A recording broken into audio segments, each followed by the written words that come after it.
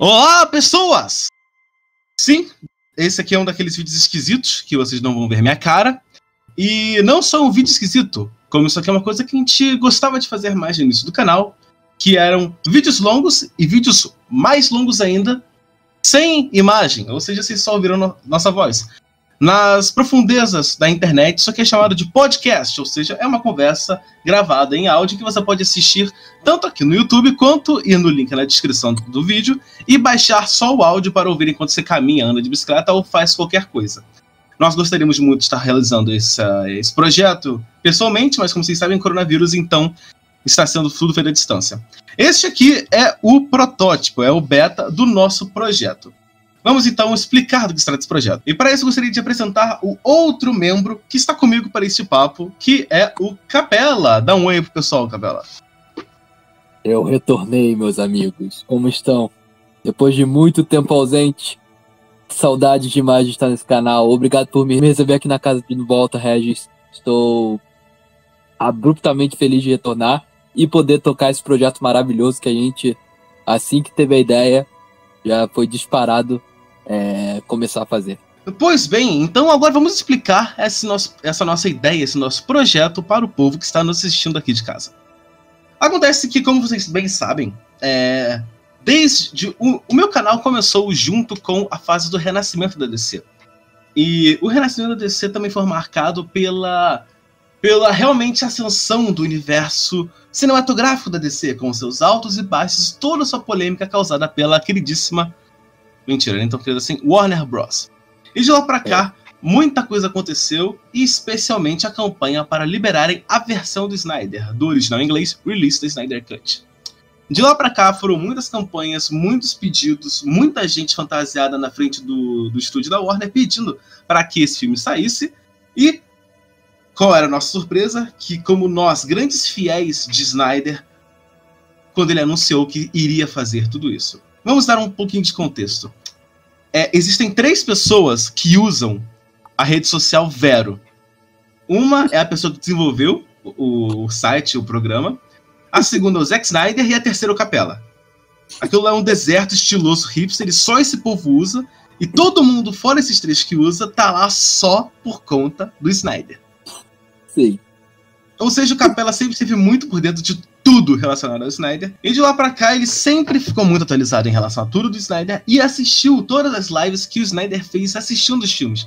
E foi justamente na sessão em que ele assistiu com todo mundo O Homem de Aço que ele revelou que a versão do Snyder saiu. E o Capela logo veio falar comigo e de lá pra cá viemos acompanhando todas as atualizações do projeto e do filme em si. Acontece que, pouco tempo atrás, o Snyder deu uma data. Finalmente saiu a data do lançamento da Liga da Justiça do Zack Snyder.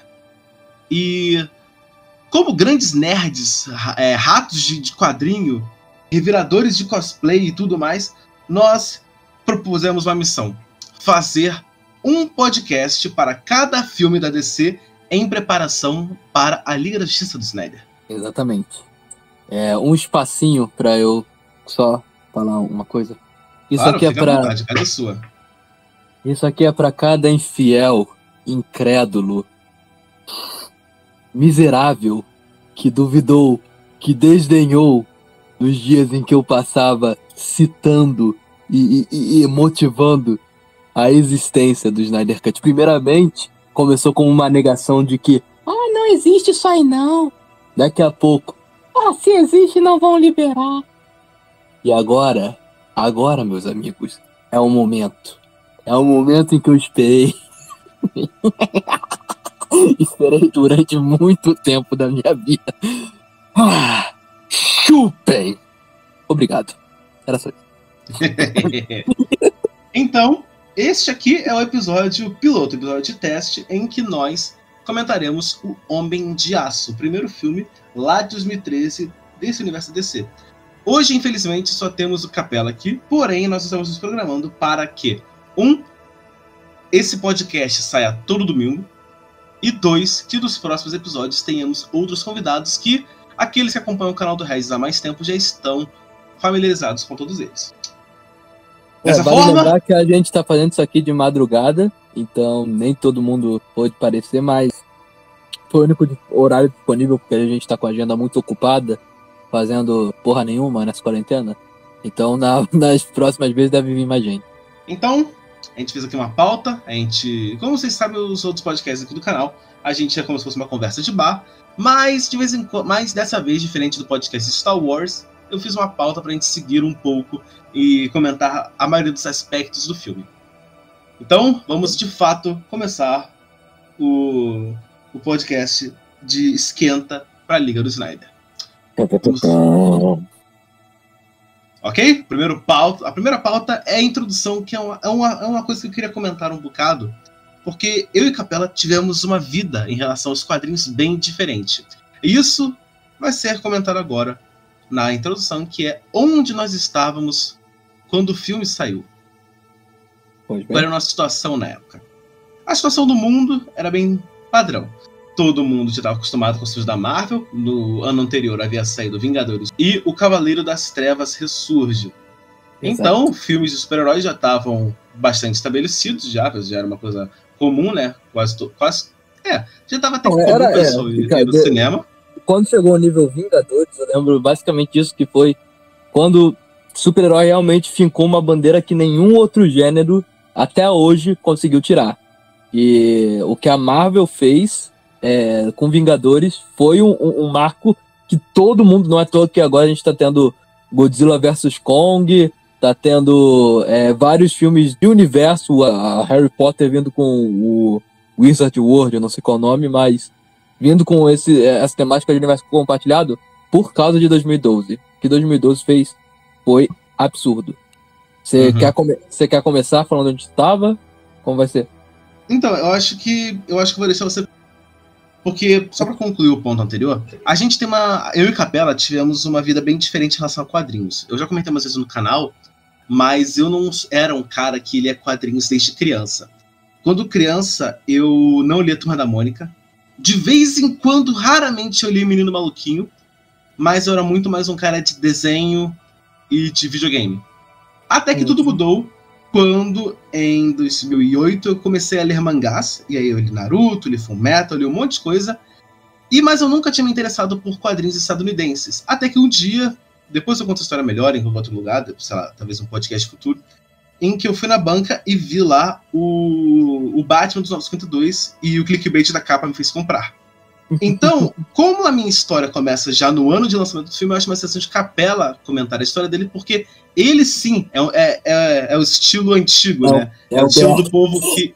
É o Bert. É o Bert que cresceu em meio a quadrinhos e tem quadrinhos da infância dele com ele até hoje. Então, manda aí, Capela, conte as suas palavras, a sua história com os quadrinhos antes do Homem de Aço.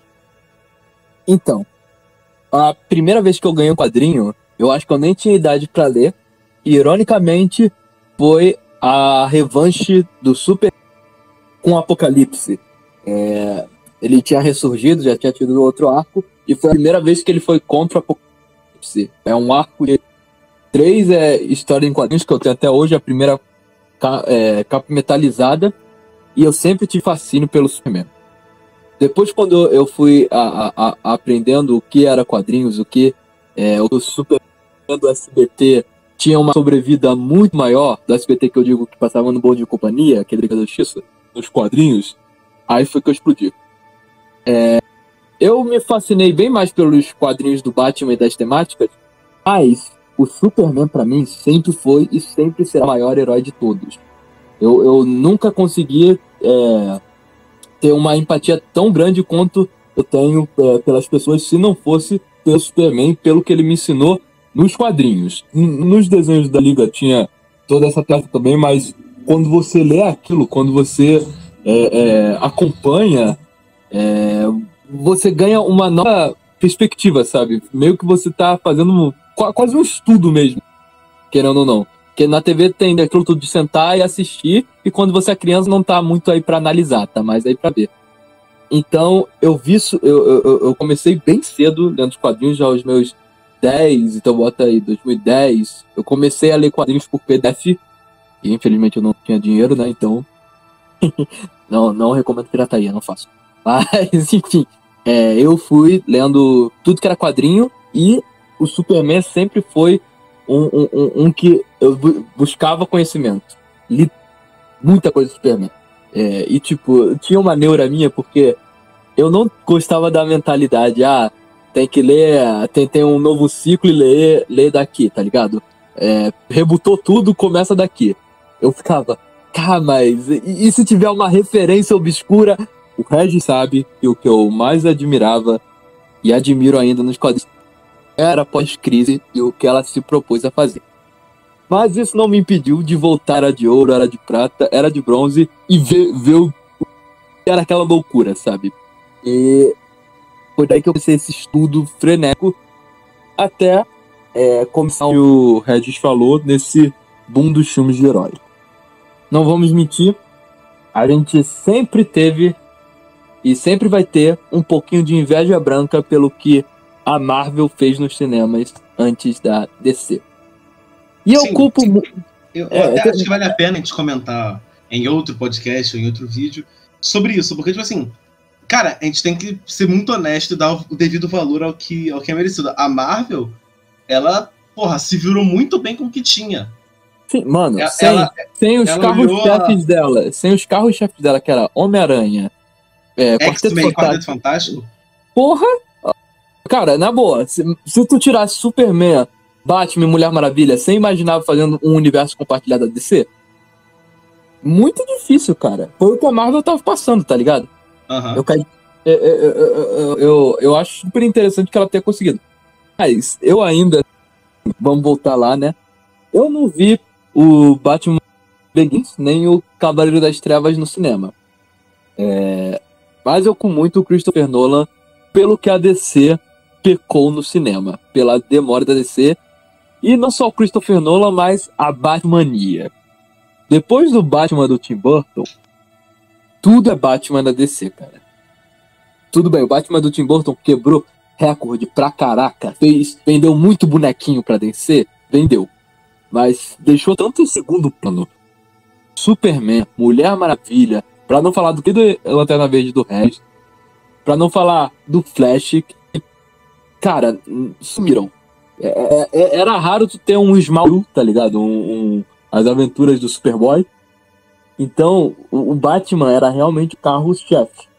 E eu, na minha época, admirava, tipo, via os filmes do Nolan como, o ápice mesmo, não tem como melhorar. E os filmes da Marvel em contraponto, mas no fundo eu ficava, quando vai ter um universo compartilhado?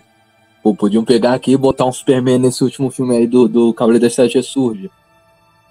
Então, ficava aquela sensação, tá entendendo, Regis? Essa sensação de, tipo, tu querer ver os seus heróis juntos em tela, porque eu sempre cresci com os heróis da DC, quadrinho, animação, e tu ficava, caraca, cadê? Tá maneiro esse Batman aí, tá ok, apesar de hoje eu entender os problemas que tem nos filmes do Nolan, mas quando anunciaram Homem de Aço, eu tinha saído Cavaleiro das Trevas Ressurge, já tava um murmurinho, e pela primeira vez comecei a ouvir nome de diretores, né? Porque eu pensava, tem que colocar alguém que nem o Nolan pra dirigir um filme do Homem de Aço. Isso é uma coisa que eu acho interessante, que foi nessa época realmente que o pessoal começou a prestar muita atenção em diretores. Sim. Tipo, porque antes, o máximo tirando quem é cinéfilo, né? Os cinéfilos de plantão. Sim, eu tô querendo dizer o povo normal, né? O povo povão. Porque, tipo assim, o máximo que você falava de diretor antes era em relação o diretor dos filmes do Homem-Aranha fazer filme de terror. Era só isso. Mas ninguém gravava o nome e tal. Só um outro que gravava, Sam Raimi. E foi com o Nolan que o pessoal começou a falar, nossa, pegaram um diretor de ação com ficção científica, um diretor bem diferentão pra fazer super-herói. Aí o pessoal começou a ficar coisado, porque o Nolan já era um grande nome no cinema. Exato. Cara. E foi com tipo, essa parada do Nolan não se repetiu com o Joss Whedon. O Joss Whedon ficou grande, o nome dele ficou grande depois dos Vingadores, mas na época dos Vingadores eu não falava do filme, não falava do cara. Ele era o cara do Buffy a Caça-Vampiros, é isso que ele era. E isso só pros muito fascinados. E um filho da puta também, né? Mas a gente comenta outra hora.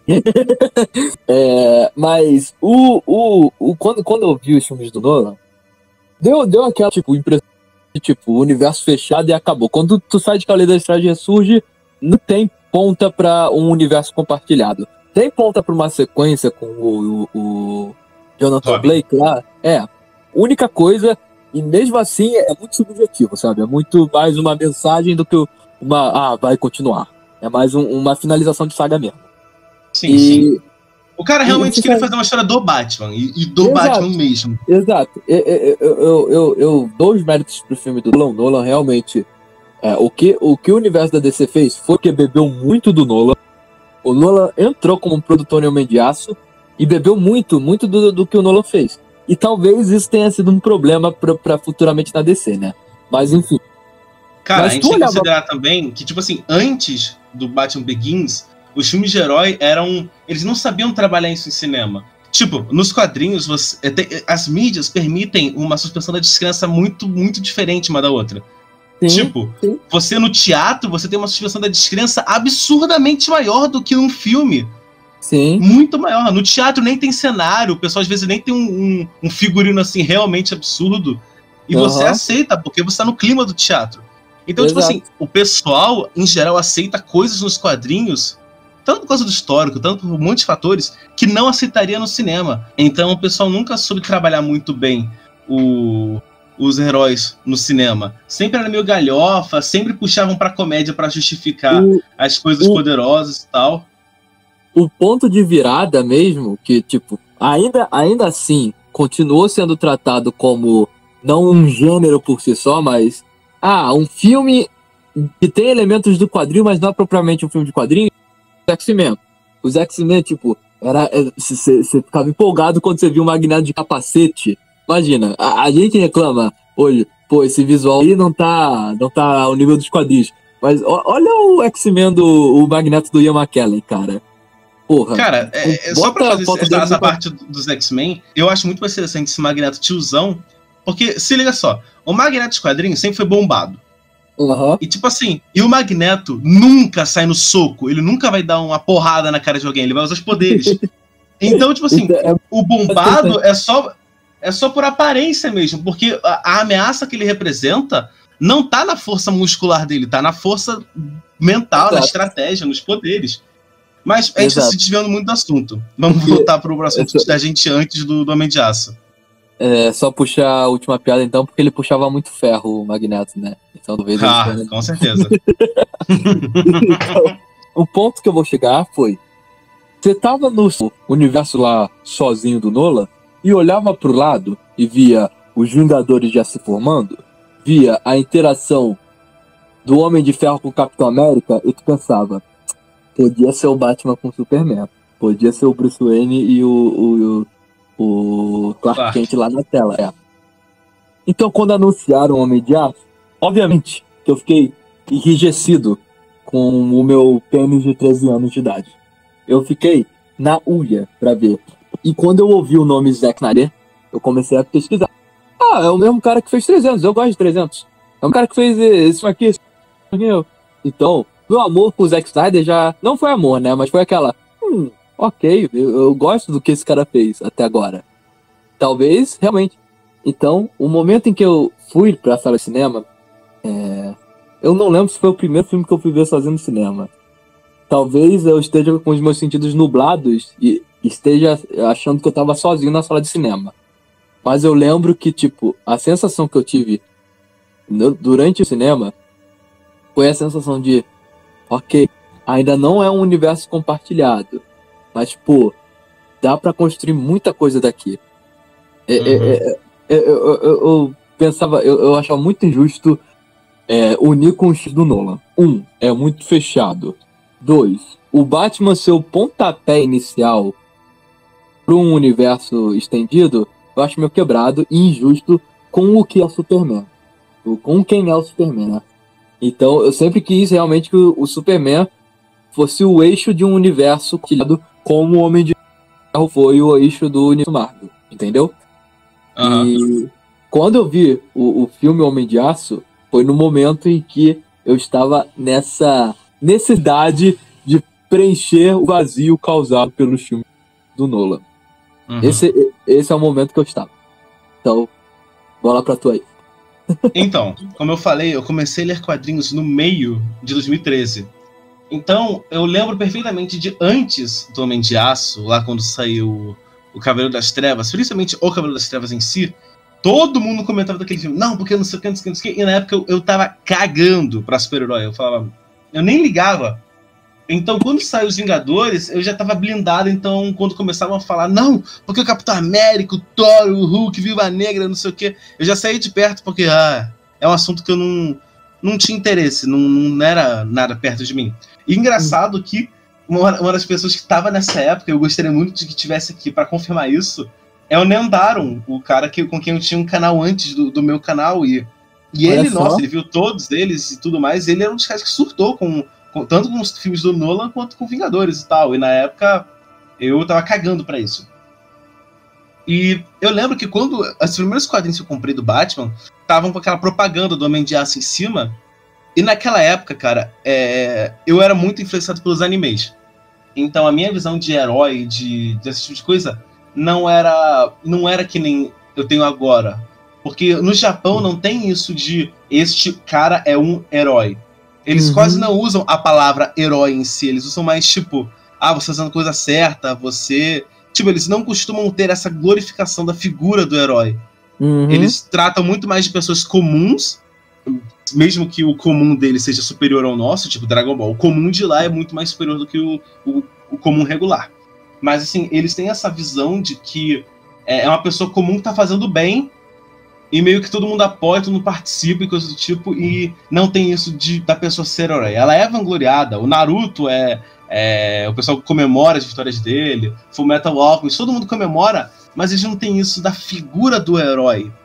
E eu cagava pra isso na época.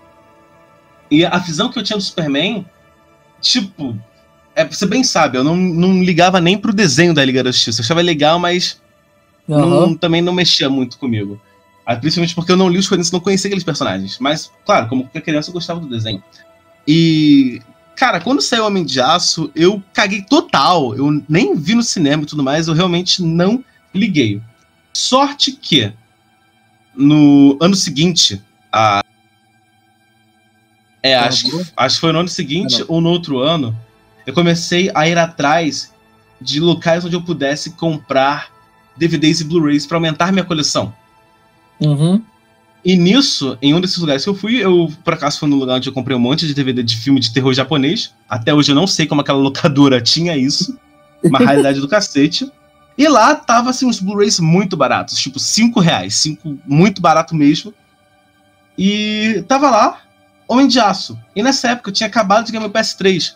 E PS3 lê Blu-ray. Então eu queria ver a diferença de um Blu-ray para um DVD normal. Então eu lembro que eu comprei. Os primeiros Blu-rays que eu comprei foram A Órfã, aquele filme de terror / suspense. Círculo de Fogo. Eu tava doido pra ver porque eu amo robôs gigantes e coisas gigantes caindo na porrada. E acabei pegando Homem de Aço porque eu pensei que seria legal ver a diferença e, tipo, ver se tinha impacto as cenas de voo e coisas do tipo. E eu comprei, eu fui ver sem quase nenhuma pretensão.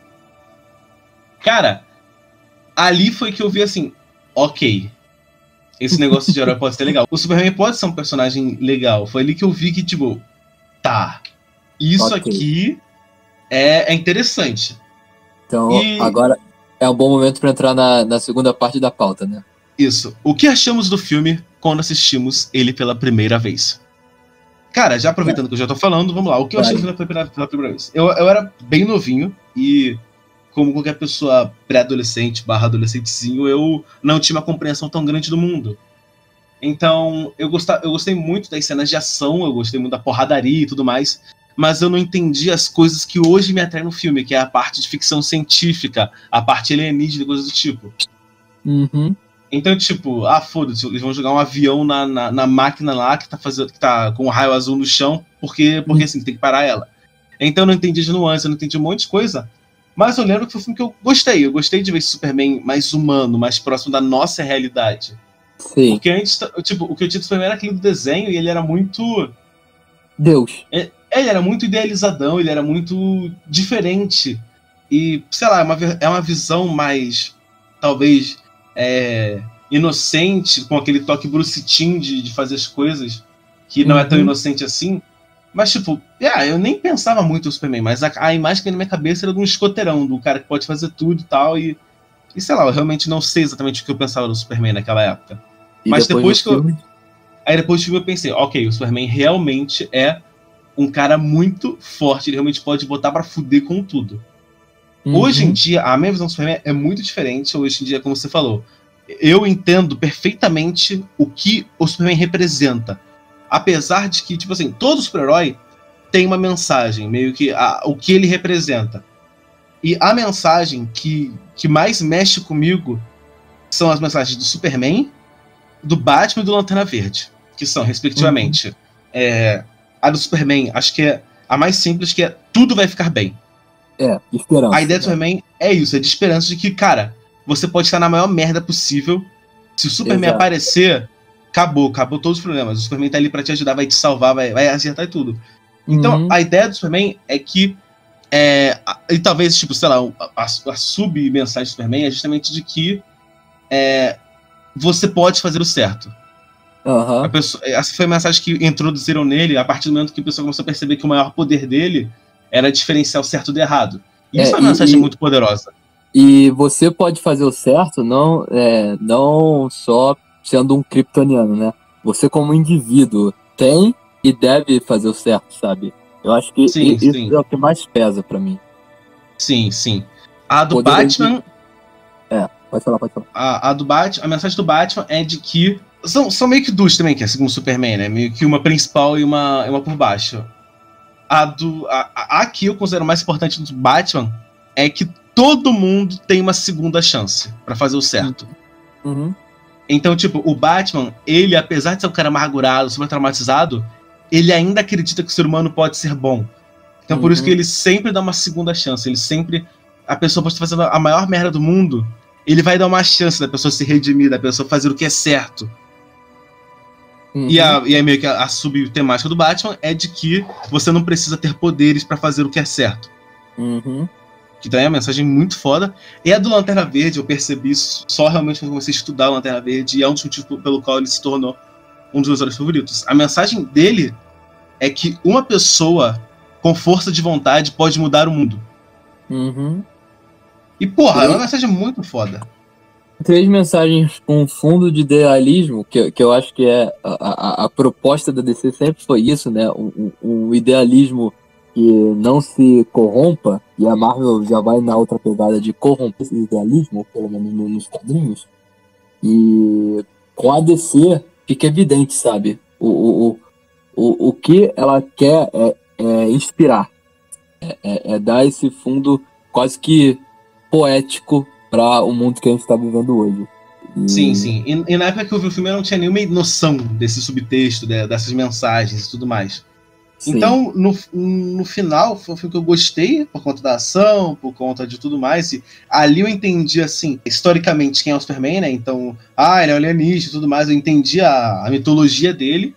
Mas, tipo, eu nem imaginava do Zod. E hoje em dia, os meus vilões favoritos dos quadrinhos, talvez da mídia, são o Brainiac e o Lex Luthor. Eu adoro eles demais. Então, tipo, foi um primeiro contato interessante e que começou a abrir meus olhos pra, ok, super-heróis podem ser uma coisa maior do que Batman, que era o que eu tava acostumado.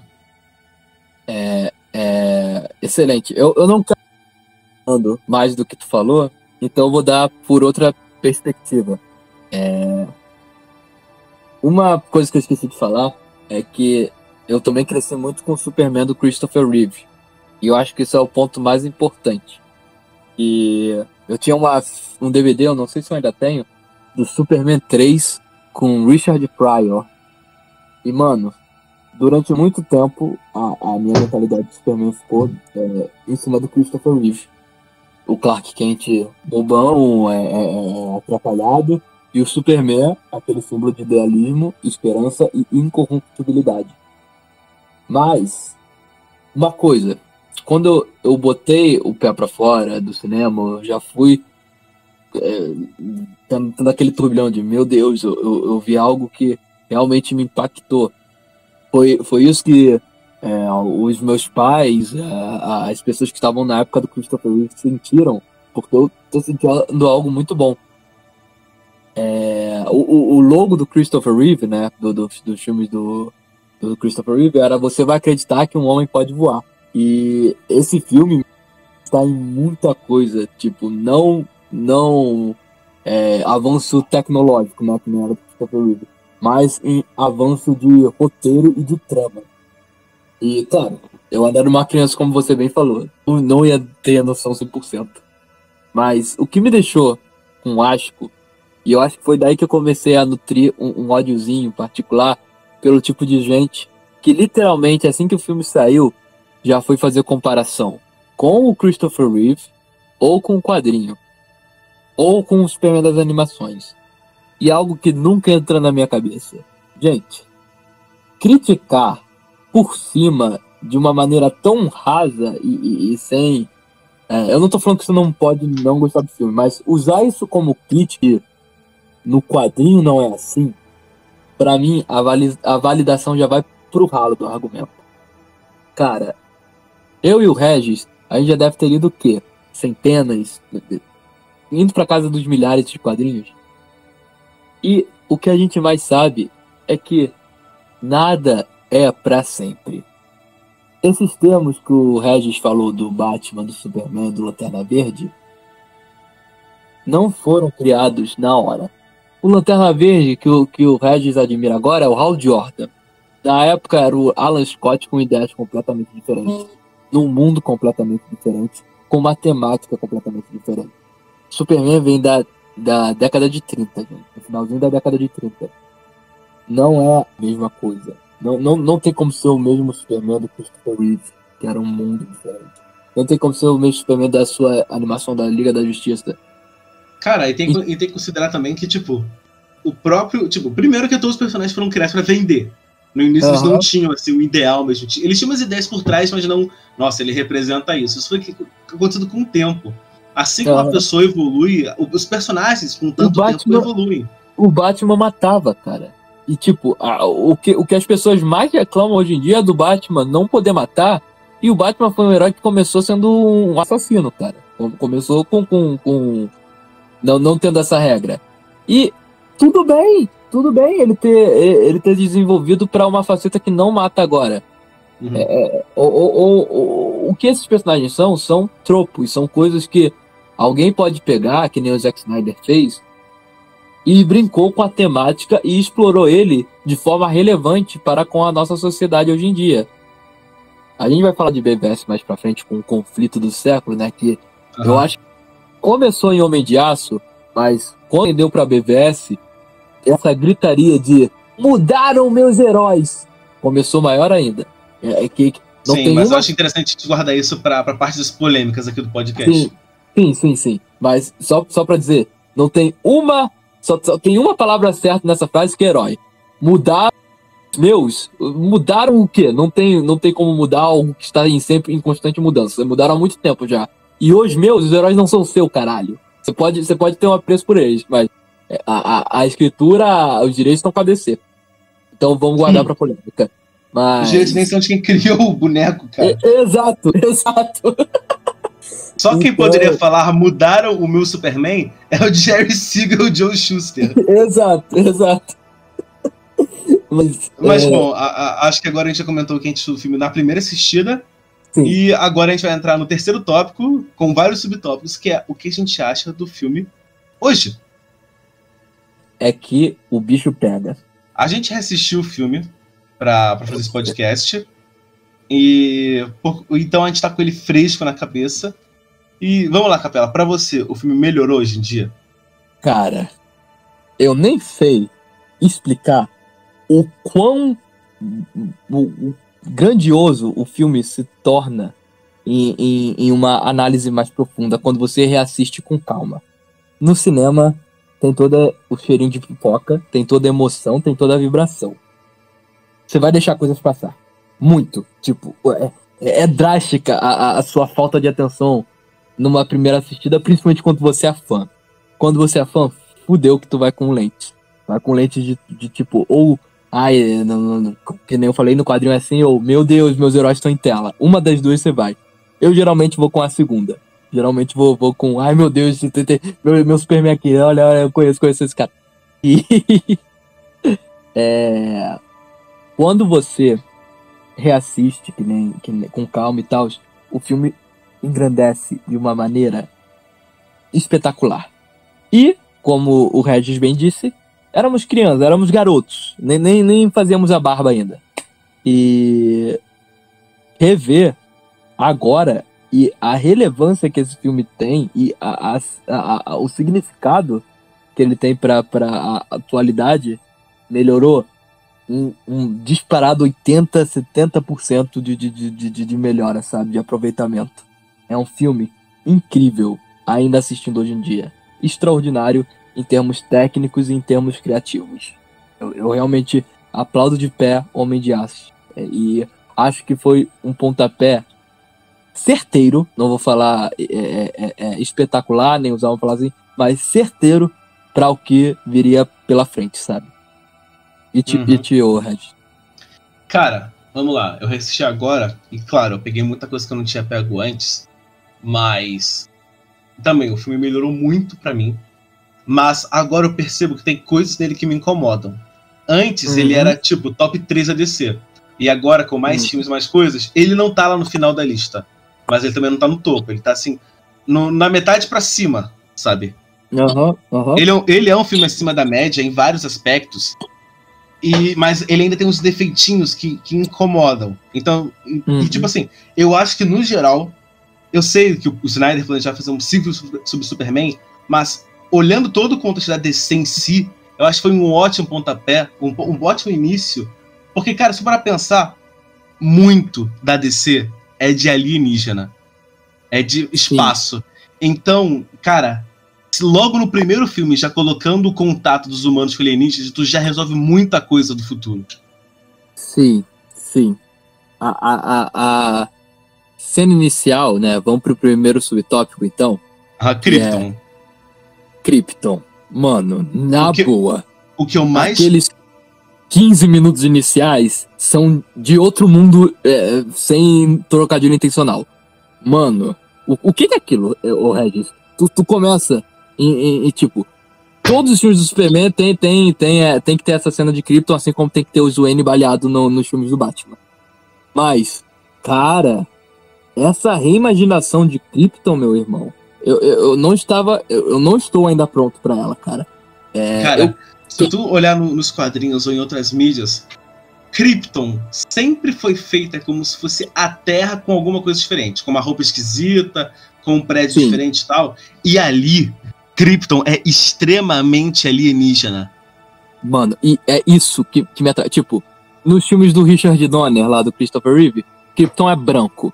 Literalmente, cristal branco. Celestial, ok. Não chama muita atenção, mas é uma figura interessante de se ver Krypton.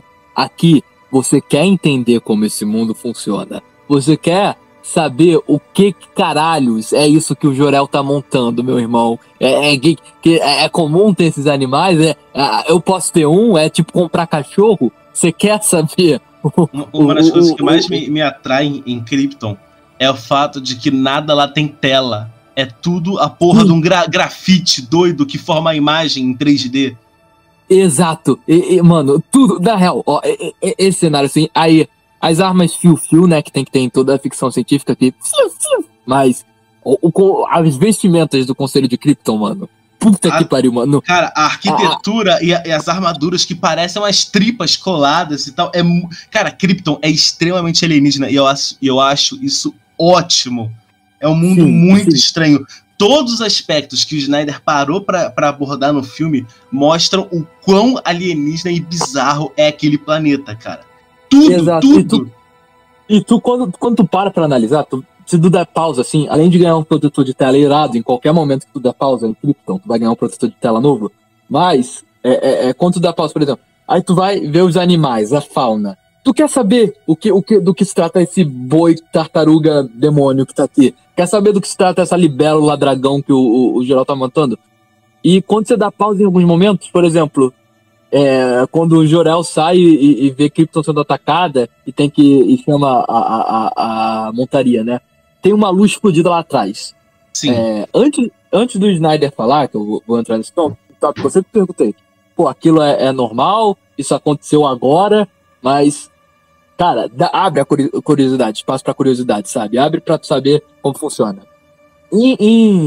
Nessa assistida que o Snyder deu no anúncio do Snyder Cut, ele assistiu Homem de Aço, como o Regis falou.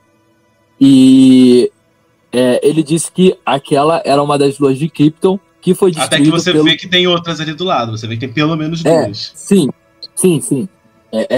Foi destruído pelo primeiro teste, o teste original do projeto Apocalipse, né? Do projeto Doomsday. E, cara, você realmente sente que Krypton é robotizada quase.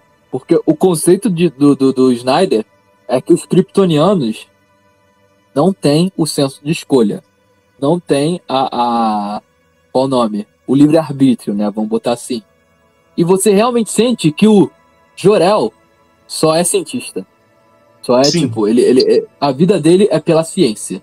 Claro, tem as skills de combate e tal, ali outro, mas com o Zod, tipo, fica claro que o Zod é militar. Ele tá ali pelo cumprimento do povo dele.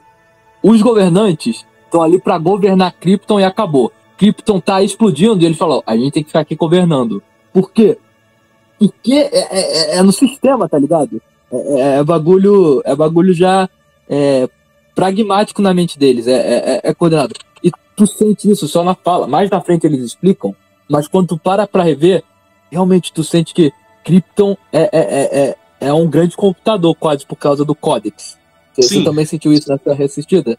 Sim, também. E, tipo, eu na primeira vez que eu assisti, eu achei estranho os pais, né, a Lara e o Jor-El, tipo, darem o filho muito facilmente. Mas é isso mesmo, o Jor-El é cientista e ele usa a lógica, não. Aqui é certeza que ele vai morrer. No espaço, ele tem uma chance. Então, vai lá, filho. A Lara, ainda a gente não sabe como ela trabalha. Isso não mostra no filme. Nos quadrinhos, geralmente, dela. Ela é artista. Ela é artista, geralmente. Arte plástica. Mas tu vê que ela, tipo, o traço dele é justamente esse. De que eles optaram por ter um filho de forma natural. E é justamente isso. Porque ela, apesar de ter o papel dela e ter esse negócio de, não, tem que proteger o filho e tudo mais, não sei o que, projetar o computador. Cara, ela ainda resiste a dar o filho. Ela fala, eu achei que conseguiria, mas agora eu não consigo. Sim, cara. Sim. Então, tipo, mostra bem que os dois, apesar de terem o papel da sociedade, eles ainda amam o filho e realmente estavam indo contra o que era padrão em Krypton. Que era esse nascimento quase que tipo, sem sentido, né? Porque do que adianta você ser humano se tu já tá... Humano, né? Entre aspas. Você está vivo se tu já tá projetado com destino, se tu já tá projetado a cumprir uma missão, sabe? Então, por isso que ele falou, Krypton se tornou um bando de burocratas, um bando de legisladores. O Zod até fala essa frase, né? Um bando de legisladores com discussões intermináveis, que não levam a lugar nenhum. Ele fala que ele esteve com a esperança de Krypton nas mãos, porque realmente o Kal-El era o kryptoniano mais perfeito em gerações, tá ligado? Em séculos de vida de Krypton. Então, isso além de que, tipo, você vendo o filme, apesar de você entender que a mentalidade do Zod é totalmente focada por conta da gene dele, né? Dele ser um general, tá ligado? Apesar de tudo isso, você vê que além dele ter essa programação, tipo, além dele ter essa ordem, ele quer seguir a ordem. Ele, além de ter esse papel de eu tenho que proteger Krypton, ele realmente quer proteger Krypton. Ele realmente quer criar aquilo de novo. Ele realmente sofre quando o Krypton vai pro cacete. Ele realmente, tipo, além de seguir a ordem, como qualquer um poderia seguir, você sente que ele realmente se importa com Krypton e tudo mais. Tanto que, apesar dele discordar do Jor-El, ele ainda fala, vamos, eu e você, a gente pode fazer isso aqui funcionar, a gente pode salvar tudo e tal. Exato, cara. Mano, eu realmente acho, eu quero muito ver, por isso, eu acho que a parte de mim que mais quer ver Homem de Aço 2 tá gritando pra ter uma expansão dessa Krypton, sabe? Que eu fico sem fôlego, tipo, eu posso estar desanimadão. Se eu for ver os 15 minutos iniciais de Homem de Aço, eu já saio motivado pra descer o cacete em quem for, cara. Porque esses minutos iniciais roubam sua atenção completamente. Primeiro que é bem estruturado, né? É um começo que se estrutura bem. se mantém bem e vai evoluindo de uma forma que, tipo, você fala, o planeta vai explodir, navezinha saindo e acabou. Não. O Jor-El morre primeiro, a Lara sofre as consequências do que... A Lara não. O Zod sofre as consequências do que ele fez e só depois Krypton explode. Só depois tu tem a finalização, tá ligado? Então, Sim. Uma argumentativa que era pra ser rápida evolui muito melhor, bem explorada. E eu acho isso valiosíssimo. Cara, qualquer outro diretor faria isso em 2 minutos. Tipo, Lara, o planeta está destruindo, bote nosso filho no foguete. Eu não consigo, coloca. Bum, explodiu. E tipo, até assistindo você fica com pena, porque, cara, eu não sei se foi o roteiro, o que foi, mas quando mostra Krypton realmente do pro cacete, primeiro que você vê a Lara lá e tal, aqueles vulcões lá do cacete, mas o que me impressiona é quando dá aquela visão de fora do planeta, porque você vê ele rachando, e tipo, ele não explode só, que nem Alderan, ele vai murchando, colidindo, né? E, cara, ele vai assim, implodindo e tal, você vê ele murchando todo, e tipo, meu Deus, o bicho tá apodrecendo. E aí ele explode e tal, e puta que pariu.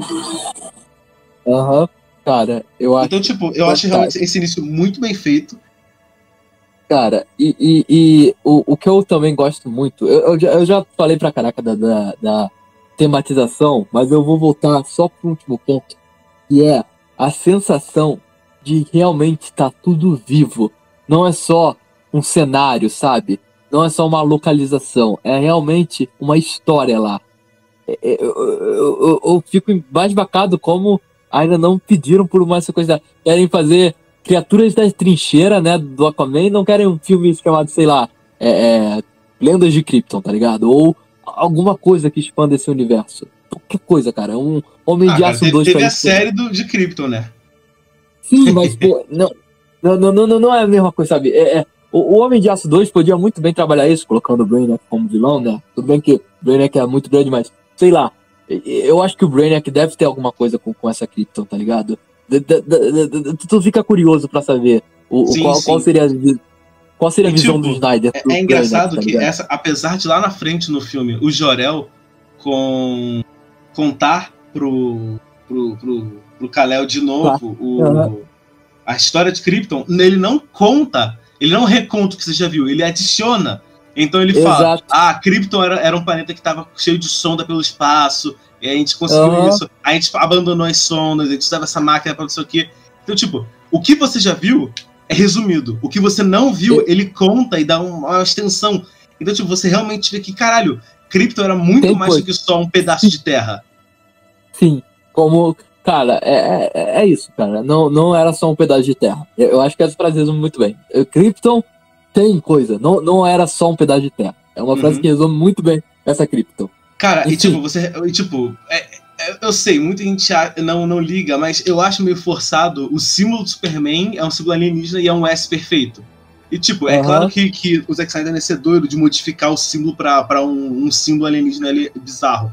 Mas ele ainda assim consegue deixar o S o mais alienígena possível, sem mudar tanto. Sim.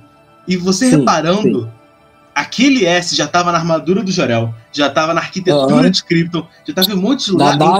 Na nave do Kal-El. Sim, em um monte de lugar. Então, tipo, eles já colocam aquilo como um símbolo de Krypton, da família El, e como um monte de coisa. Então, quando ele chega na Terra e usa aquele símbolo, faz muito mais sentido, né? Tipo, nossa, é sério que o símbolo do pessoal lá do espaço é exatamente um S? Não, eu também acho. E eu acho muito foda, cara. Quer adicionar alguma coisa? Podemos ir pro próximo ponto. Vamos pro próximo que a gente falou bastante. Senão a gente se anima de novo. Sim. Cara, esse início de Krypton, ele é muito linearzinho, é muito padrãozinho. E aí o Snyder começa a quebrar esse padrão na vida do Clark. Porque ele vai indo e voltando toda hora e, apesar de eu entender o que ele quer fazer aí, eu é uma problemática que eu vejo no filme. Sim, é um problema também que eu acho. E eu vou falar um bagulho que eu vou parecer implicante, mas com certeza é aquele resquício que eu falei do Nolan. Porque é muito vibe Batman Begins. Muito isso de ficar coordenando o passado do cara, aí volta pro presente, Aí ele tentando buscar um significado e fica nessa do passado e no presente dele. Você não sente que tem um pouco de Batman Begins nessa mistura de tipo, ficar coordenando flashback, aí acontece alguma coisa de interessante no presente, aí um flashback que lembra aquela coisa do presente que aconteceu com ele. Eu sinto muito essa meio que sujeira, não sujeira, né? A presença do Nolan, entende? Cara, agora você comentando, realmente me lembra as cenas do Batman indo pro Nepal e tudo mais, treinando, realmente me lembra isso. Mas eu não sei dizer se é de fato isso ou não. Mas, tipo, realmente tem uma pegada do Nolan ali. E eu acho que é a parte mais parada do filme. Eu entendo, tipo, se fosse só o Superman salvando gente de novo e já dentro contra o Superman, ia ganhar o Superman Returns, que não é bom. Então, você trabalhar esse Superman, reintroduzi-lo para uma audiência que não conhece, é totalmente necessário. Tipo, você trabalhar temas que as crianças de hoje em dia vão entender, é necessário. Eu gosto de toda essa vida do Clark, de toda essa pequena origem dele. Eu acho que a figura mais interessante pra gente trabalhar aqui, Regis, é o senhor Jonathan Kent. Porque ele tá entrelaçado muito com os mitos de todo o Kal-El, de todo o Clark Kent, já representado nas telonas. Que os Kent são basicamente os melhores pais do mundo e que criaram o Clark muito bem, com a vivência do jeito americano, pra ele ser a pessoa que é. Mas é engraçado que, tipo, dependendo da versão dos quadrinhos que você lê, você vai ter uma visão diferente dos Kent. Mas, via de regra, a mensagem deles é: Clark, você tem poderes e você tem que usar os poderes para o bem. Você tem que saber o que é certo, você não pode ir pro mal e tal. Essa é a mensagem dele. E até nisso o Snyder meio que atualiza, porque apesar do... Você percebe muito bem o amor dos Kent pelo filho, mas você percebe também que a visão do Jonathan pelos poderes do Clark, o Clark em si, é de medo, ele teme pelo filho. E isso, cara, porque, tipo assim, antigamente era uma inocência de tipo, não, um cara pode aparecer voando aí e foda-se, é tudo certo. O diferente vai ser respeitado, né? O diferente vai ser respeitado. Além de que não ia ter impacto no mundo. Cara, ele é um alienígena super poderoso, não tem como isso não ter impacto. Ele fala muito isso. Quando você se revelar pro mundo, você vai mudar tudo. Você vai mudar nossas religiões, nossa visão de mundo, tudo que a gente conhece vai mudar por sua causa. E é muito interessante que muita gente fala que esse Jonathan Kent é sem coração, é isso.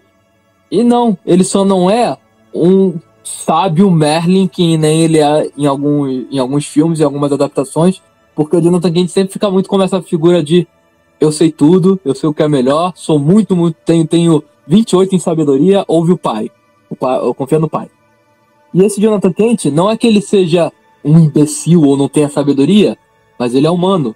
Tanto que ele não fala, o Clark pergunta, eu devia deixar eles morrer? Ele não fala sim nem não. Ele fala, não sei. Por quê? Talvez devesse. Não sei não. Talvez devesse, porque ele não sabe, cara. O mundo é pequeno demais. O mundo é grande demais, cara. Ele não sabe, cara. E quem é ele pra julgar a vida dos outros? Exato, cara. Talvez, tipo... Ele acredita em uma coisa. Ele acredita que o filho dele vai mudar demais. O mundo vai ser um choque de cultura tão grande quando isso vai se revelar. E é de fato. No momento em que a nossa sociedade tiver contato com alienígena, vai ser um fusão do caralho. A gente vai surtar demais. Sim, quando ele leva ele lá pra nave, mostra de onde ele veio e fala, você tem que escolher quem tu vai ser, é uma mensagem muito mais atualizada do que tu tem que ser bom, Clark, tu tem que fazer o bem. Porque a mensagem é, independente de se tu for bom ou mal, tu vai mudar o mundo, pra melhor ou pior. Independente de como tu for. Não é simplesmente, parece que veste o colante. Suas ações, você é um ser poderosíssimo. Você não escolheu isso, mas infelizmente é o que você é. Eu tô te preparando pro que vem pela frente. E eu acho que é uma atualização muito necessária. Sim, a mensagem que o Jonathan Kent no filme passa é justamente de responsabilidade. E querendo ou não, no fundo ele passa essa noção de ser bom, porque o Clark lá apanha e ele não bate no moleque. Aí você se machucou? A gente não consegue machucar, mas você tá bem. E, tipo, apesar do Clark querer bater nos moleques, querer revidar, ele sabe que ele não pode, porque ele ia matar qualquer um ali. Isso, né? O Jonathan também tem uma parte dele que, tipo, porra, vê o filho apanhando, mano. Que porra é essa? É um sentimento dúbio que ele vai ter. Sim, apesar dele saber que o filho dele é de aço e que não vai acontecer nada com ele, a humilhação, sabe, essa parada de apanhar, o ato de apanhar em si, às vezes dói mais do que a dor da porrada. Sim. E eu acho que o Jonathan é um contraponto muito bom do Jor-El, que é a parte metódica, como a gente já falou, a parte racional e divina, e o Jonathan sendo essa emoção, a gente tem que falar que o Snyder adora os paralelos bíblicos dele, né? Então, com certeza teve essa referência e pensamento do Pai Celestial, né? O Pai Divino, Deus, e José, que seria o Jonathan Kent, sabe? E eu acho que é muito bem produzida. Não fica escrachado, que eu também vou chegar em umas partes que algumas aliterações do Snyder ficam muito escrachadas. Superman é Jesus. Tipo, fica muito escrachado isso. Quando ele vai na igreja lá falar com o padre. Sim. Mas eu ainda acho que é sutil essa e bem trabalhada. E eu acho que é uma adaptação muito boa. Ele modernizou. Eles continuam sendo o pessoal do campo, mais humilde, mais simples, mas atualizado para hoje em dia, para os tempos atuais. Fazendo a ponte já com o terceiro tópico, a gente já vai continuar um pouquinho no segundo, mas eu e o Regis, a gente estava comentando mais cedo, tentando se segurar para manter as teorias e diálogos para cá, mas a gente falou sobre o quão é bom estudar a origem do Superman, porque o Superman mudou muito e, tipo, cada mudança dele impactou diferentemente a indústria dos quadrinhos. Se a gente pegar na época de criação dele, em 1938, o Superman era uma figura muito socialista até, cara. Muito, porque, vamos analisar, né, o Regis.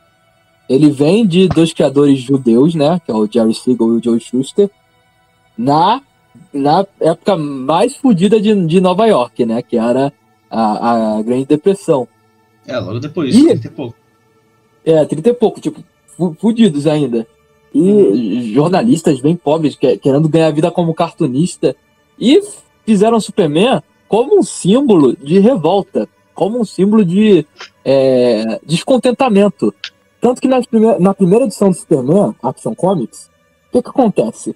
O Superman, quais são as figuras que ele enfrenta? Um cara metido. Um prefeito corrupto. É isso que ele faz na primeira edição. Eu não sei se é prefeito, mas é um político corrupto, um agressor de mulher, e ele levanta na capa, sobre a cabeça dele, o símbolo do industrialismo americano, tá ligado? Que é um carro. E quebra. O Superman talvez o seu sangue vermelho de combate comunista falando alto. Porque eu não vejo ele sendo uma figura comunista. Talvez seja. Eu vejo não comunista. Não comunista, socialista. Mas eu acho que tem esse viés socialista. No livro Super Deuses, do Grant Morrison, vale a leitura para todo mundo que não leu, ele faz essa discussão entre o Superman e o Batman. E o Superman já veio com essa proposta de ser um super-herói apólico, né? Do dia, da esperança, como a gente bem denotou. E ele realmente tem tudo isso. Ele é um cara apólico do dia, Metrópolis é linda, e ele tem os problemas dele. Ele vem de origem humilde, que é fazendeiro. Eu não consigo pensar numa origem mais humilde que essa. Um assalariado. Mas eu acho muito interessante o fato de que os criadores queriam muito mexer com ficção científica e não podiam. Sim. Porque não vendia. E, tipo, eles tiveram que abordar coisas de ficção científica que eles gostavam, apesar de ainda ter isso na origem do Superman desde sempre. Mas, tipo, ele não pode enfrentar coisas de ficção científica, de raio atômico, essas coisas, e vai enfrentar gangster. Vai enfrentar cara metido, vai enfrentar esse tipo de gente, sabe? E conta disso, eu acho tão interessante como o Snyder atualizou o Superman pro filme dele. Primeiro, cara, tipo assim, o Superman, o Clark em si, ele sempre teve isso de que ele queria revidar, ele tinha raiva, ele tinha sentimentos fortes, tanto que quando batem nele, ele entorta lá a cerca, ele zoa a parada toda, ele tem raiva. E isso é muito importante no final do filme, porque ele tem muita raiva guardada dentro dele. E no momento em que ele pode realmente soltar de verdade, ele faz a merda que faz no final. E eu nem colocaria como...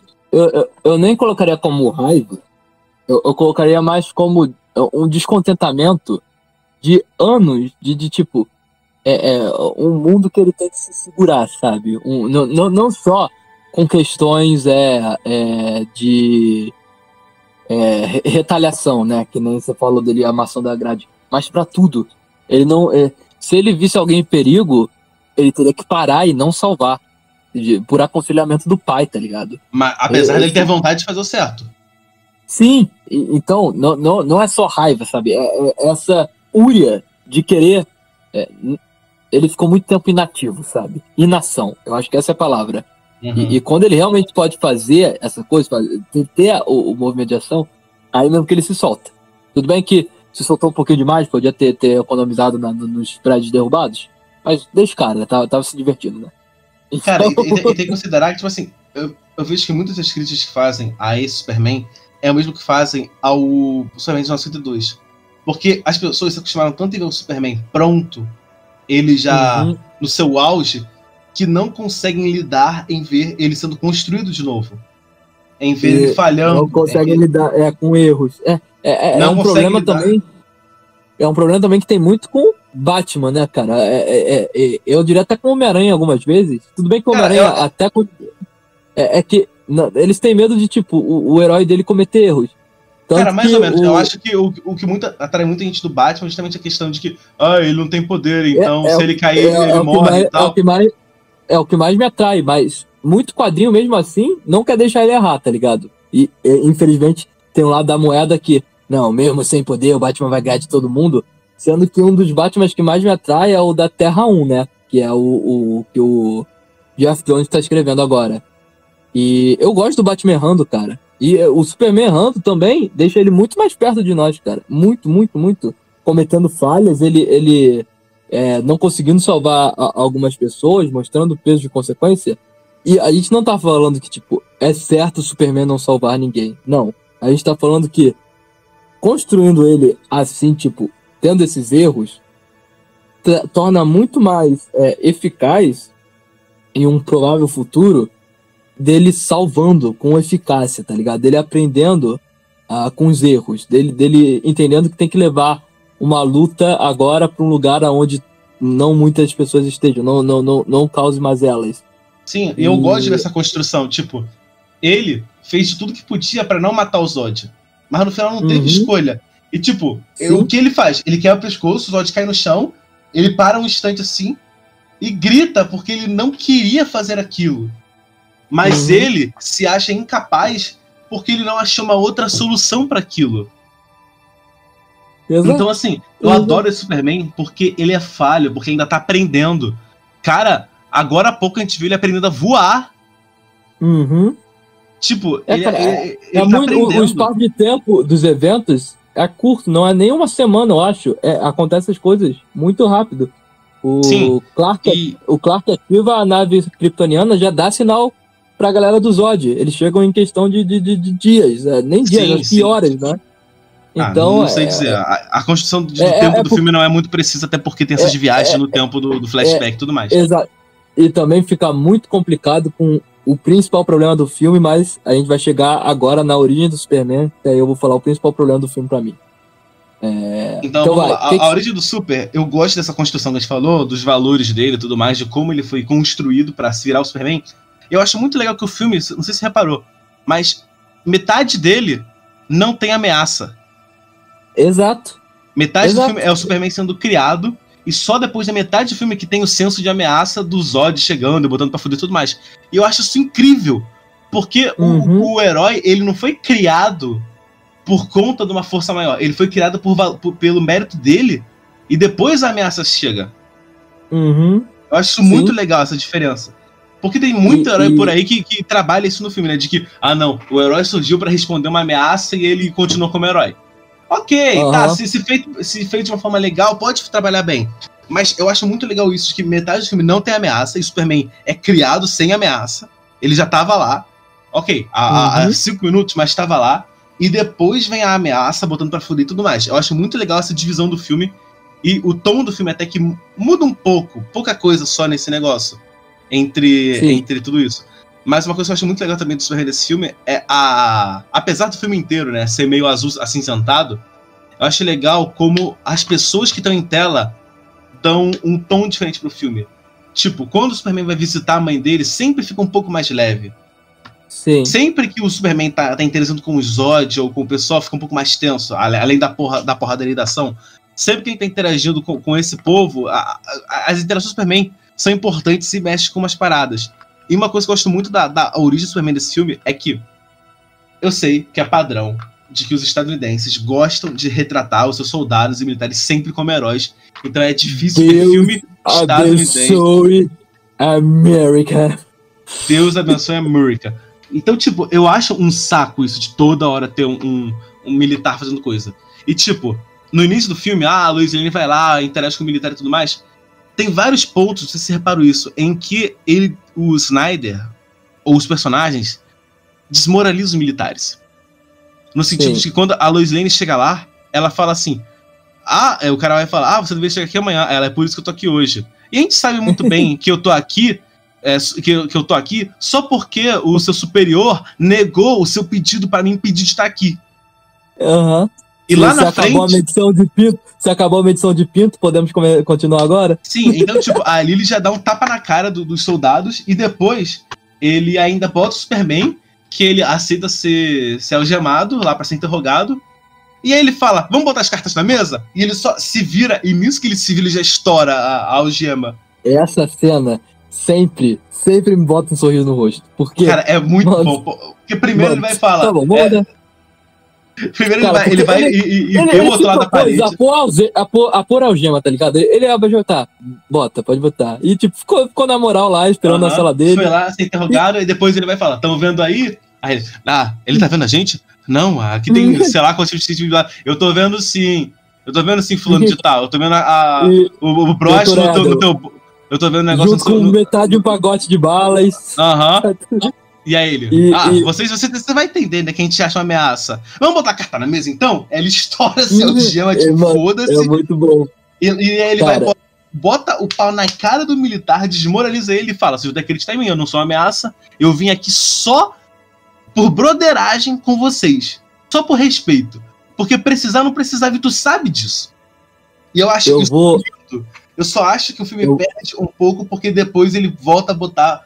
militar como herói e tudo mais. Eu acho que poderia acabar ali. Tipo, os militares vão falar, ok, a gente não tem mais o que fazer com esse cara, fudeu. acho que agora, isso. O que me incomoda em tudo isso da origem do Superman, dele aparecendo, ele botando a cara, é um detalhezinho, a nossa chave favorita, que é a Lois Lane. Você disse pra mim a única cena que eu vibrei com a Lois Lane, que foi a cena inicial, ela colocando... Ali, realmente, é a Lois Lane que com certeza o Snyder pensou, tá ligado? Essa Lois Lane que não... Cara, as cenas boas da Lois Lane são essa, lá na base, lá no Ártico e tal, falando, foda-se que vai fazer menos 40 graus aqui fora de noite, eu vou lá tirar foto. Foda-se, o cara é militar de outra patente, eu vou botar moral aqui. Fuxiqueira, tá ligado? A garota, tipo... Ela não vai levar desaforo até... Tipo, ela vai pegar o que ela quer, tá ligado? Não sentido. E eu acho que a atriz fez um bom papel. Ela realmente se entregou. Sim. E você vê a afronta no olhar dela, na cara dela. Exato. Eu acho muito bom. Mas, tipo assim, e outra cena muito boa dela, desculpa te cortar, mas a outra cena muito boa dela é quando ela vai lá, escreve a matéria sobre o Superman, e aí o Perry White fala, eu não vou publicar isso, vai dar B.O. Não. Eu não vou publicar isso. Por que tá maluco? E aí ele vai falar, eu não posso publicar isso, tal, não sei o que. Ela, ou publica ou eu tô fora.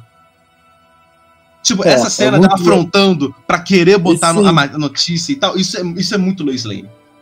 Sim, cara. Eu acho que aquela foi o retrato. Repete aí. Só que aí vem o raio nolanizador. quando um personagem é acertado com o raio dolanizador, imediatamente ele tem que explicar tudo que ele tá fazendo, tem que ter um motivo. Tudo que ele tá fazendo tem que ter um monólogo. E os monólogos da Lois Lane e ela como personagem fica tão maçante do nada, porque é sempre, não, eu estou atrás do Clark Kent porque ele me salvou. E se ele me salvou, ele com certeza tá, entendemos? Mas ela não para. Eu comecei a ir atrás dos amigos, e tipo, aí é que fica confuso a passagem de tempo. Sim, os dias dela investigando os amigos, o passado do Clark. Mano, cara, é muito rápido. Ela viaja de um canto pro outro em segundos. Ela é meta-humana também. Não, só pode ser, vai ser o plot twist. Ok, tudo é claramente explicado porque ela é repórter e ela viaja. Ok, é explicado, mas tipo, dava pra fazer de um jeito melhor. Mano, é o raio dolanizador que estraga tudo, porque tudo tem que ter uma importância, tem que ter um fundo dramático, tem que ter ela questionando assim, então ele fez isso. Mano, aquele monólogo é desnecessário demais. Dava pra explicar só com as imagens. É um monólogo cara... Fala. É um monólogo que fica maçante no filme. É a palestrinha, é que não dá pausa na profissão. Exato. E tipo, cara, eu gosto dessas cenas dela que tipo, é uma e depois quando volta a dar foco nela é outra. Então você estabelece a Lois Lane como uma repórter foda e tu fica tipo, nossa, ela é foda. Tu começa a gostar dela, mas tu não termina de gostar dela porque depois ela vira donzela em perigo e tudo mais, e aí perde a graça. Naquela parte em que... Cara, e tipo, aquela parte que o Zod para lá pra pegar o Clark e aí a Faora vai falar, quero ela também. Por que caralhos eles queriam a Lois Lane? Eu também não entendi. Talvez a justificativa seja, ela tá andando muito com esse Clark aí, mas como eles sabiam, não sei. Talvez. E o que eles queriam com ela? Eles queriam o Clark, porque o Clark é Kryptoniano e tudo mais, eles queriam o Clark. Então até hoje eu não entendo porque a Lois Lane. Em função de roteiro, ok, a gente sabe que é porque lá ela vai usar a chave, o Jor-El vai explicar uma parada pra ela e ela vai ajudar a resolver no final. Mas, porra, não precisava disso. Exato. Mano, eu realmente acho que a Lois é o calcanhar de Aquiles do filme em questão de ficar maçante, tá ligado? Ficar tipo, entendi. Sim. E tipo assim, o Zod é um personagem legal, mas eu fico coisado porque, tipo, a Faora, o pouco que a gente vê dela, ela é legal porque eu adoro o olhar dela e a cara de deboche que ela faz pras coisas. Porque ela aprende a usar os poderes muito rápido e logo depois, quando os caras começam a tirar nela, ela dá aquele sorrisinho de canto de boca, tipo, cara, vocês estão na meta, vocês não entenderam ainda. E ela é muito rápida e tal. Então, tipo, a Faora, o pouco que a gente vê dela, ela é muito foda. Mas aí que tá, o filme não tem espaço pra Faora, nem pros outros kryptonianos do lado do Zod. Tem um que nem a cara aparece, ele fica sempre de armadura. Que é o Ubo, né, o grandão. Eu gostei muito do desenvolvimento da trupe do Zod chegando e tal. Mas tirava a cena da Lois Lane e colocava mais cena deles interagindo, tá ligado? Sim. A Lois em Donzela em Perigo, eu entendo completamente. Querendo ou não, tá no contrato de toda garota que for fazer a Lois Lane que tem que ter uma cena de voando com o Superman salvando de explosão. Tem que ter. Eu entendo, mas acho que eu narrei, não tinha necessidade porque não agregou em nada. Tirar umas ceninhas do discurso, ia deixar melhor. E ela indo atrás do Clark, eu até entendo, salvou minha vida, ficou curiosa, ela é chiqueira. Mas todo o desenvolvimento até chegar lá, dava pra fazer uma montagem e ganhar uns minutinhos a mais pro pessoal do Zod. Com certeza dava, cara. Mas então, a origem do Superman, ela é muito bem estabelecida. Ela tem essa problemática da Lois Lane interferindo um pouco, o que eu acho que podia ter sido melhor trabalhado. Mas o motivo dele vir à tona é fantástico. É muito bem estabelecida a cena já vamos linkar com o próximo tópico, que é a cena do Zod vindo aqui pra Terra e fazendo aquela transmissão simultânea. Entrada triunfal, né, que nem eles falam no filme, uma entrada chamativa falando em todos os lugares, aparece até o Brasil, salve pro Brasil, parece ele em todas as telas. Muito legal. E vamos falar então da coisa que a DC supera a Marvel ainda, que é os vilões. Vamos falar do Zodzinho. A gente já começou, né, a falar do Zod, da trupe dele, mas assim, cara, eu acho o Zod um personagem muito legal. Eu acho, tipo, eu gosto de que atualmente nos quadrinhos o Zod é um louco.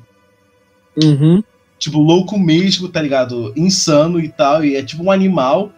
E eu não gosto disso porque a gente já tem um personagem animalesco, brutal e tal, muito melhor que o Apocalipse. É. E, tipo, e até o bizarro quando ele quer ser trabalhado assim, né? A gente pode trabalhar o bizarro assim. Tipo, a gente já tem outros personagens loucos, animalescos, mais interessantes. Eu prefiro esse Zod do filme, que é um general, um militar e tal, do que como tá sendo feito agora nos quadrinhos. O Zod teve dois momentos fora dos quadrinhos que revolucionaram ele. O primeiro foi o Zod do Superman 2, lá do Richard Donner. Ajoelhe-se perante Zod, gola V, cabelo engeusado. E essa interpretação do Michael Shannon. O Zod não era tão conhecido antes do Michael Shannon, cara. Tinha o Zod do Superman 2, que era conhecido pela velharia, né?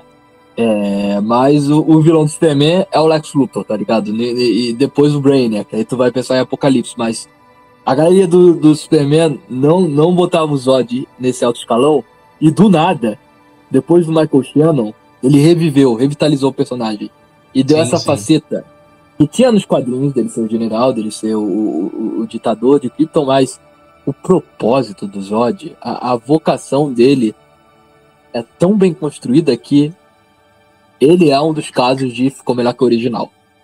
O Michael Shannon, pra mim, é a versão definitiva do Zod, atualmente pra mim. Eu penso em Zod, o que vem na minha cabeça é o Michael Shannon.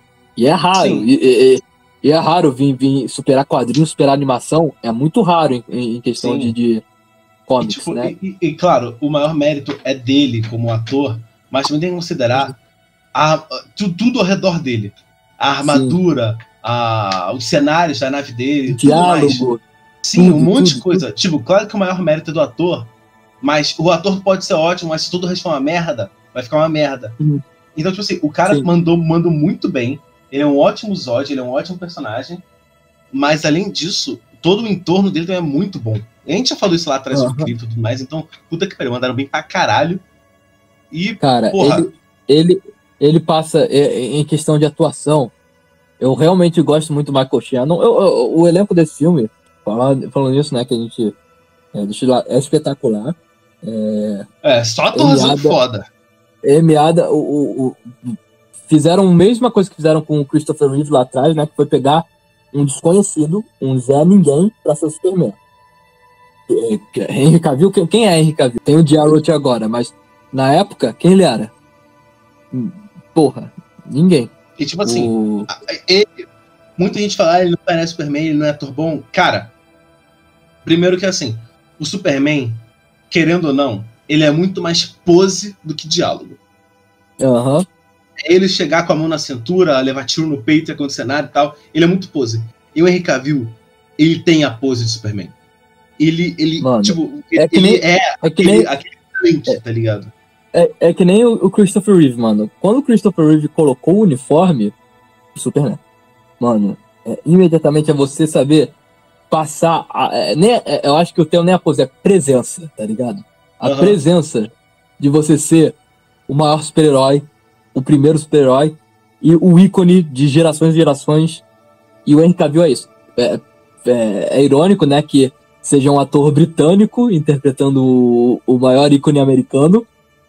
E, cara, o elenco, então, tá maravilhoso. Aliás, ironicamente, os dois pais do Superman, né, são dois Robin Hoods, que é o Kevin Costner e o Russell Crowe. E Amy Adams, fantásticas. Mas o Michael Shannon, eu não conhecia muita coisa dele antes. E depois eu fui atrás de trabalho, mano, como Zod, é fantástico. Tipo, mas não tá no top 5 de melhores atuações dele, eu acho. Talvez com um pouquinho de... Mas o Zod ficou muito bom. E isso porque eles deram na mão de um ator fantástico. Eu não sei quem escalar, senão o Michael Shannon. É um ator que é muito injustiçado, porque eu não vejo tanta gente dando mérito pra ele o quanto ele merece, tá ligado? Ele realmente foi muito, muito bom como Zod, cara. Dá até pena dele morrer no final, porque eu queria ver mais desse Zod. Sim, com certeza. Eu queria muito ver mais dele. Extraordinário. Extraordinário, cara. Extraordinário. Tipo, tem personagens que você vê no filme e quando morrem, você vai falar, porra, eu queria tanto ver e tal. E tipo, o roteiro não dá uma desculpa muito boa pra ele não estar mais lá, tá ligado? É uma parada complicada de explicar, mas acontece com alguns filmes, tipo... Tem personagens que morrem e você fala, já vai tarde, tipo, você nem se importava. Tipo, o Pietro era de Ultron, que você... lamento, mas ok. Tem personagens que você fica triste, tipo, porra, ele tinha tanto mais pra fazer e morreu. E tem personagens que você gosta, e quando ele morre, você até quer aquele narcisista de ver mais dele. Mas ele encaixa tão bem no filme que você entende porque ele não vai estar mais lá. E é exatamente o caso do Zod. Sim, mano, cara, ele compra o propósito dele. Não o propósito dele como personagem, mas o propósito dele no filme, tá ligado? Na estrutura narrativa. Sim. O propósito, a motivação dele, cara, é um meme que virou, né? Mas é muito boa a frase. Poderíamos ter construído uma Krypton em cima dessa imundície. Você destruiu a minha alma. Mano, cara, eu acho que é o momento que, tipo, você entende tudo que o Zod é. Você até tá comprando o argumento dele, mas aí você vê o lado fanatista dele, o lado ditatorial e perverso que ele pode. A única coisa que eu acho que pesaram a mão no Zod, que ficou meio ruim, é a hora em que aquele sonho do Superman, que ele entra, e aí ali pesaram a mão, né, Zod? Pra que chão de caveira? Aí eu acho que pesaram demais. Ele tava comprando o Superman no argumento, tá ligado? Não, ele... E o que aconteceu com isso? Aí ele podia colocar um holograma de unicórnio, tá ligado? Não, vai ficar tudo bem, Cal. Não pensa nisso, não. Pra que caveira, Zod? Pra que caveira? Eu realmente não... Tudo bem, foi uma cena maneira de filmar, né? O Superman descendo no mar de milhões de caveiras humanas, mas não precisava, né? Sim, dá pra ter outro estrutura. Mas, tirando isso, cara, o Zod é praticamente um pilar desse filme. Sim, ator como Zod, Michael Shannon, na boa. Lembrem mais do Michael Shannon quando forem falar melhores vilões da história dos quadrinhos de cinema. Ele é espetacular como Zod. E tem os minions dele, né? A principal sendo a segunda em comando, a Faora, né? Que não teve muito espaço pra agir, mas ela mandou bem no que apareceu. Ela é muito bem construída, sabe? Ela é uma personagem... A cena dela com aquela rivalidade que é construída dela com aquele oficial é muito... Uma boa morte em si é uma recompensa. Acho que isso já desenvolve pro próximo tópico, né? Que é as ameaças e as cenas de luta. Que é a especialidade do chefe do Snyder, né? O Snyder não faz cena de luta ruim. Tu pode malhar o cara, tipo, você pode não gostar dos filtros dele, você pode não gostar das referências bíblicas dele desconstruindo os personagens, tu pode falar isso. Mas, mano, aponta uma cena de luta ruim do Snyder. Eu te desafio. Não. Cara, basicamente, isso é o Sucker Punch, né? Mas a gente não fala de Sucker Punch aqui. A gente finge que não aconteceu. Mas, mano, porra, em todos os filmes que ele trabalhou da DC e foi fazer cena de luta, até que ele não tava como diretor, Mulher Maravilha, por exemplo, eles chamaram ele pra dirigir as cenas de luta. Mano, meu amigo, a do Homem de Aço, eu acho que foi ele falando, não, vamos botar pra fuder agora. Vamos fazer o Superman a pegar o Zod, jogar num posto de gasolina, explodir, aí a Fora vai pra cima de um helicóptero, o Superman vem, pega... Mano, não tem como. Tu já tá na ponta da cadeira, só de eu narrar o que ele tá fazendo, mano. E aquele impacto visual puxando o Superman pela capa, caindo, mano, é tanta porradaria frenética. E a câmera, eu gosto muito do truque de câmera, que é um zoom que ele dá, aí dá um zoom dentro do objeto. Não, eu queria comentar isso também. Porque, tipo assim, primeiro ele bota a câmera estabelecendo, tipo, uma nave no espaço. Uhum. Aí a nave dispara alguma coisa, tipo, umas cápsulas. Isso, aí dá um zoom na cápsula, a cápsula voando, e ela começa a se afastar, ele dá outro zoom na cápsula se afastando. Caralho, eu acho muito foda também. Mano, eu não sei o que é. Pode ser imbecilidade, nossa, mas é muito bom, mano. Sim. E mesma coisa que o Superman voando aqui pertinho da câmera, aí começa a afastar, aí dá um zoom, ele pequenininho lá no fundo voando, não sei o que, aí dá outro zoom. Mano, cara, isso idiota, mas é muito bom. Cara, é muito Snyder, é muito idiota, mas é muito bom. Cara, isso aí é muito Zack Snyder. Puta que pariu. Aí depois. Não, muito bom. E aí a câmera tremendo, como se estivesse na mão, né? Isso, como se estivesse com. Isso. Isso é Zack Snyder. Bem-vindo ao Snyder. Isso é papéis de parede muito, muito fodas. Isso. E câmera lenta. Zack Snyder, bem-vindo. Uhum. É isso que é. Mas, cara, é o que eu disse. Essas lutas do Snyder, puta que pariu, meu amigo. Puta que pariu. Não tem como não ficar emocionado. É a única coisa que eu nunca vi em criticar no Homem de Aço. São as cenas de luta. Ah, eu já vi gente reclamando, falando que é muito Dragon Ball. Aí, meu saco. E Dragon Ball é ruim agora? Dragon Ball é mau exemplo de cena de luta? Cara, pra mim é porque, tipo, os caras, tipo... Eu não acho Homem de Aço muito Dragon Ball, porque Dragon Ball é o quê? Os caras voam, tem um monte de poder, eles ficam um na frente do outro trocando soco. Soco! Mas, pô, o Homem de Aço, ele puxa. Cara, mano, é muito frenético. Não, eles usam poderes, eles estão voando, dão porrada voando e tal, se puxam, se rasgam, se jogam. Geralmente. É muito mais foda que Dragon Ball. Na maioria dos filmes, você vê a coreografia de luta, ataque aqui, 1, 2, 3, né? E cortou pro próximo. Pra próxima câmera, né? Pro próximo corte de câmera. E corte frenético pra caralho, né? 3. Mas o Snyder, ele faz uma sequência de 1, 2, 3, 4, 5, 6 e a câmera continua ali onde tá ligado? Aí no máximo alguém joga alguém pro lado, aí a câmera acompanha, aí tu vê o Superman procurando o Zod e tal. Tipo, a luta não é só soco. Eles usam os poderes, eles se escondem, vão pra dentro de prédio, vão pra fora de prédio, vão pro chão, vão pra um monte de lugar. Então, tipo, é um uso de poderes muito bom. Sim. Cara, e agora, em parte de ameaça, né? É uma ameaça significativa. Não pro Superman, mas pros outros personagens que você acompanha durante o filme. Pro Superman, ele tá fudido? Tá. Tipo, mas você sabe que ele é o Superman, mano. Querendo ou não, aqueles caras não viveram com o peso da Terra o tempo que o Superman viveu. Não tem... Eles podem ser treinados militar, o que quiser, mas, porra, o Superman é o Superman.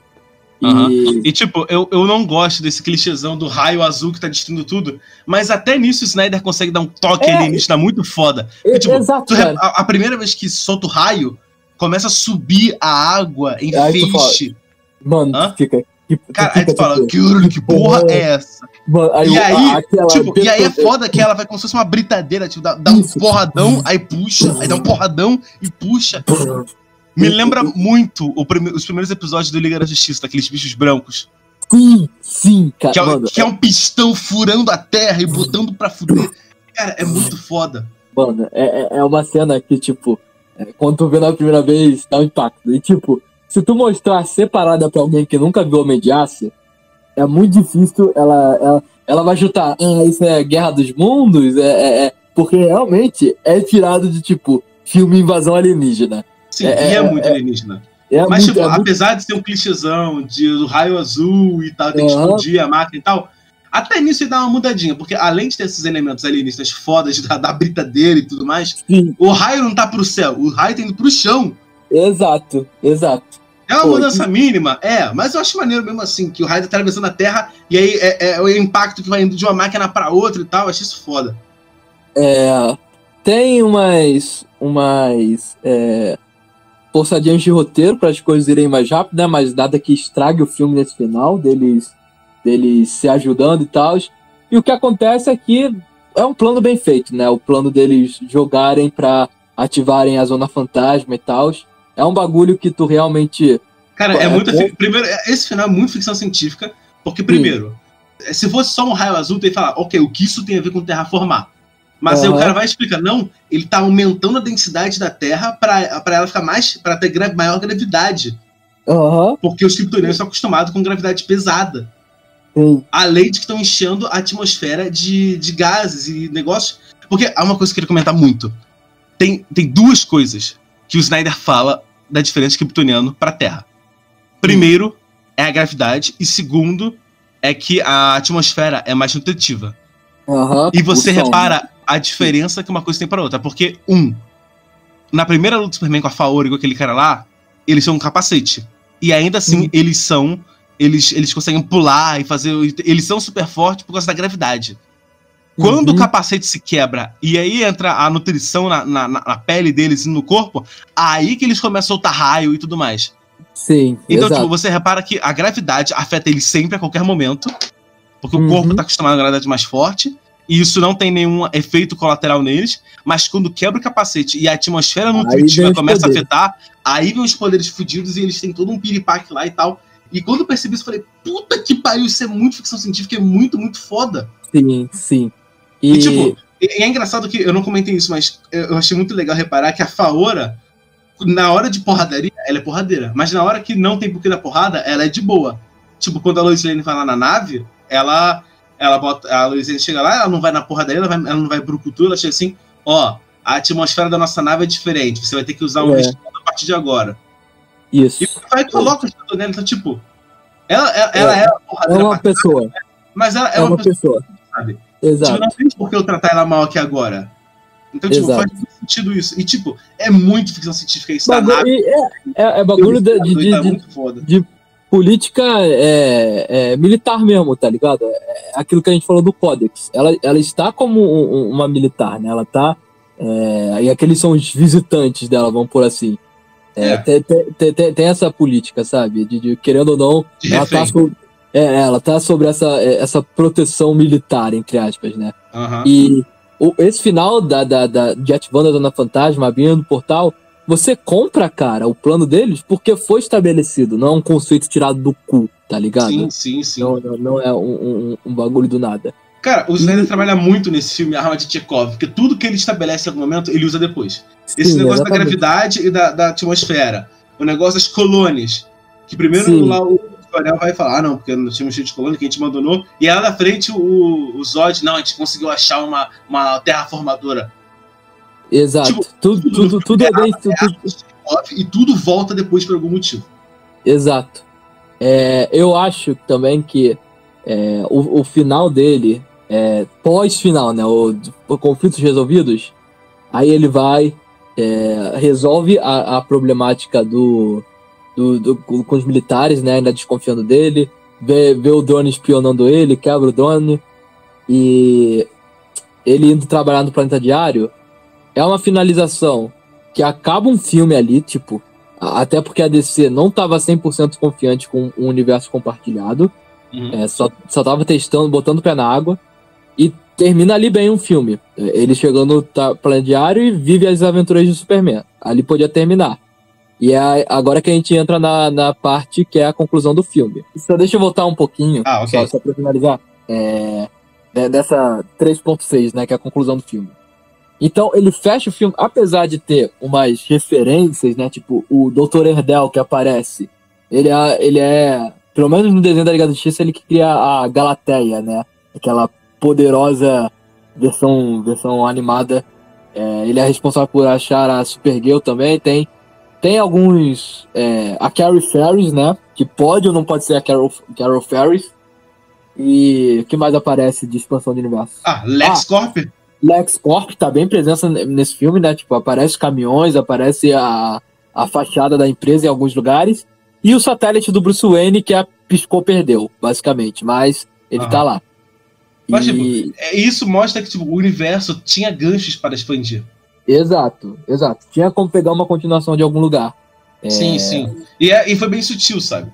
Se não quisesse usar, também não precisava. Exato. Então agora vamos chegando na conclusão do podcast, que é a perguntinha: o que é o Homem de Aço? Vamos lá, Capela. Pra você, o que é o filme O Homem de Aço? Cara, o Homem de Aço, ele não se trata apenas do começo do DCU. mas um começo para uma nova geração enxergar o Superman. Para uma nova e longa sobrevida. Significa muito um começo pro Superman. Não só no universo estendido da DC, como eu bem disse, mas no geral para uma nova geração que vai acompanhar. É esse começo / recomeço dessa nova sobrevida do Homem de Aço, que era muito necessária. Acompanhando o Superman, lendo os quadrinhos dele, você entende um propósito que ele foi criado e que, infelizmente, o mundo muda e esse propósito vai ficando não esquecido, mas muito obscurecido pelas novas dificuldades. Personagens mais complexos vão surgindo e vão tirando o espaço do que antes foi um ícone, foi um mito para a origem dos quadrinhos. É só da Sociedade de Justiça. Exato. Então, essa atualização, esse novo começo do Superman é extremamente necessário. Então, Homem de Aço pra mim é começo. E pra você, o que é o Homem de Aço? Cara, pra mim é a apresentação. Não só do universo DC, que foi de fato uma apresentação, a preparação do terreno de tudo, mas como você falou, cara, eu acho muito necessária esses ícones, esse pessoal que, cara, querendo ou não, eles são quase deuses modernos. Sim. Os heróis, esse tipo de coisa. Cara, as histórias do Superman vão ser contadas tantas vezes quanto os de Hércules ou sim, do Batman. Querendo ou não, eles viraram lendas. Eles realmente, os heróis são lendas, é um mito moderno. Eu ia comparar, mas eu falei só Hércules e eu não sabia mais quem usar de exemplo, tá ligado? Porque eles estão maiores que esses mitos hoje em dia, tá ligado? Não, nem... Mas continue. Mas, tipo assim, e eu acho importante a gente atualizar essas figuras, sabe? Eu acho interessante a gente pegar, sei lá, o Hércules e, tipo, claro que hoje o Hércules pra gente não representa muita coisa. Mas, tipo, falar, o Hércules foi importante pro povo dele por conta disso. Muito bem. E a gente pode pegar esses mitos que surgiram na nossa sociedade, claro que não na nossa sociedade ipsis literis, porque ele surgiu nos anos 30. Mas, tipo, pegar uma coisa da nossa era, por assim dizer, e falar, ele é importante por causa disso. Ele foi relevante por causa disso. E não só, tipo, você pegar e botar ele pra lutar com gangster hoje em dia não vai dar impacto nenhum. Então, tipo, é a reimaginação e a atualização do mito do Superman, do herói solar.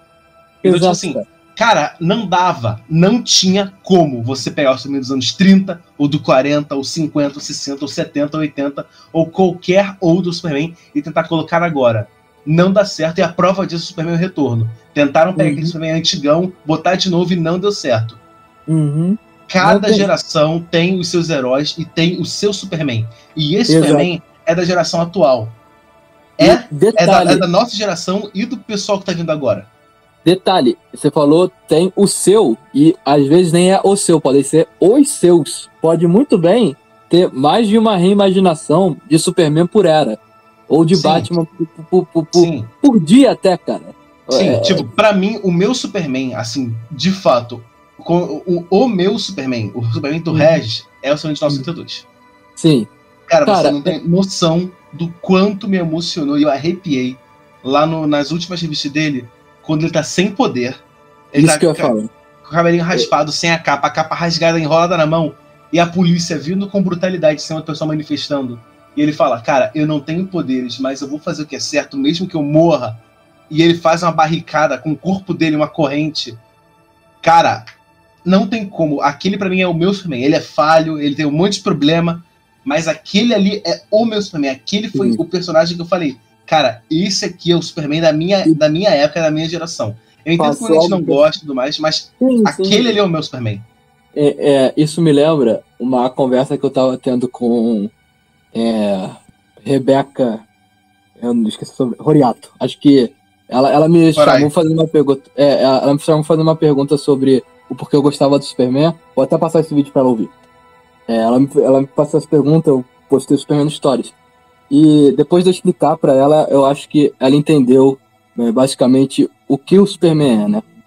E eu acho que o ponto então eu também falei uma frase que eu vou falar aqui de novo, que é, não importa, Esse pessoal chato que vai ficar falando quantos quadrinhos você leu pra estar falando do Superman assim, quais as histórias, isso não importa, cara. E mesmo que importasse, se a pessoa quer apelar pra argumento de autoridade, pra ad hominem, pra essas merdas, que é simplesmente um atestado de eu não sei argumentar, eu não sei discutir. Exatamente. Você cobrar, tipo, você falar, ah não, o Arthur é burro, ah não, você é idiota. Cadê a sua carteirinha de nerd nível 14? Você apelar para isso é um atestado de incompetência intelectual. Você não sabe discutir. Uma mula. Você é um salame. Um salame. Então, e mesmo assim, e mesmo que isso fosse válido e não é, se você quer realmente saber, olha no canal aí. Quantos vídeos tem falando do Superman? Quantas análises? Quanto comentário de quadrinho? Quanta coisa aí? Se você quer argumento de autoridade, eu te dou. Tá aí, ó. O meu currículo nerd é esse canal aqui. Mais quase 300 vídeos. E não tem relevância. O Regis podia ser uma mula em questão de quadrinho. Eu nunca, no início quando o Regis veio falando de 952, por mais que eu não gostasse, eu nunca ia desmerecer a opinião dele só porque ele não leu o que eu não li, ou que não tem a mesma bagagem que eu não teve. Não, cara, a pessoa pode só gostar do Batman do Nolan, pode só gostar disso. Ela já vai ter uma visão e algo pra contribuir para um novo Batman. Se quiserem colocar um diretor que nunca leu uma história do Batman, mas tem um ponto de vista interessante pra falar, o Tim Burton nunca leu Batman, ele só gostava da estética do Batman. E revolucionou o Batman em inúmeros níveis, cara. Então, você tendo ou não esse como o Regis bem falou, atestado nerd, é irrelevante, cara. Esses personagens apelam pra culturas. Eu não sei nada de matemática e coisa e tal, termos técnicos, mas novas ideias são bem-vindas em qualquer campo criativo, cara. Vocês sabem, eu e Capela somos roteiristas de quadrinhos, a gente faz quadrinhos, esse tipo de coisa. E uma das coisas que a gente mais comenta é: essa ideia é idiota pra cacete, mas pode dar bom. Toda ideia, por mais idiota que ela pareça, se ela for bem trabalhada, pode virar algo legal. Sim. Cara, é isso. Então, não se importe em fazer algo novo e ousado, que nem o Zack Snyder faz. Se você tem carinho, apreço, se você gosta daquilo, o Snyder, ele já falou por diversas vezes que ama trabalhar com esses personagens. Ele tem uma visão só dele, e ele não bate o pé para nenhum diretor seguir a visão dele, porque ele sabe que o campo criativo é a coisa mais importante. Pergunta para Pat Jenkins, pergunta para James Wan, pergunta para qualquer um que estava trabalhando com o Snyder, pro próprio Ben Affleck, que ia fazer o filme do Batman, né?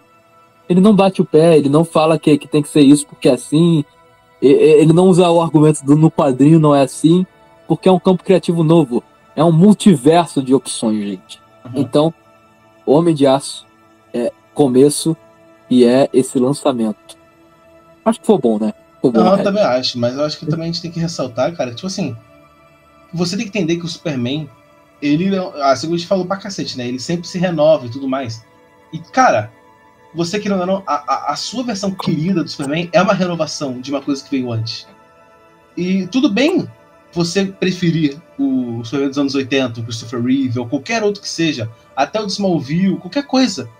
Mas você tem que entender que o Superman que você gosta não é menos válido do que o Superman atual, porque ele é diferente, ou por isso ou aquilo. Cara, você não gostar é um direito seu. Você não gostar, tudo bem. Faz parte da vida, a gente pode dialogar, a gente pode conversar, discordar e tudo mais. Mas, tipo assim, o Superman ser diferente, você tem que entender que, cara, esse Superman não é feito pra você. Ok, ele é feito pra você no sentido de que eles querem trazer o pessoal que já gostava também. Mas o foco é vender bonequinho. É pra criança, é pro pessoal atual.